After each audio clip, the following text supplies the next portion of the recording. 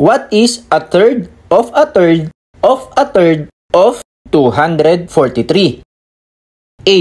1, B. 3, C. 9, D. 27, E. 81.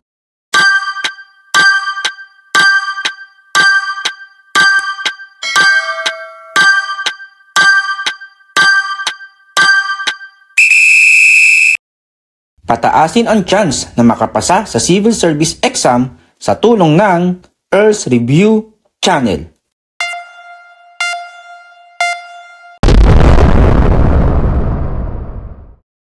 Let N para sa hinahanap na sagot.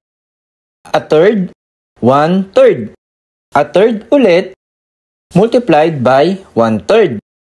At isa pang, a third, multiplied ulit by 1/3 of 243 multiplied by 243. Yan yung magiging equation ngayon. N equals 1/3 multiplied by 1/3 multiplied by 1/3 multiplied by 243. Multiply lang natin lahat. Itong 243, meron niyang denominator na 1. 1 multiplied by 1, 1.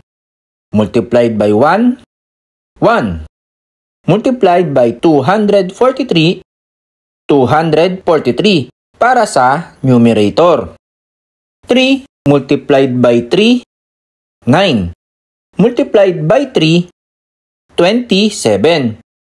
Multiplied by 1, 27 naman para sa denominator. Divide lang natin. 243 divided by 27 is 9. C, 9 ang sagot. May isa pang way sa pagsasagot na pwede nyong gawin mga ka-review. I-divide lang ang 243 isa-isa. 243 divided by 3, 81. 81 divided by 3, 27. 27 divided by 3, 9. Same lang ang naging sagot. Kahit alin ang gamitin nyo sa pagsasagot, same answer ang makukuha. Kaya ang sagot ay C, 9. Kung nakatulong ang video natin ngayon, please like, share, follow, and subscribe sa Earls Review Channel for more videos.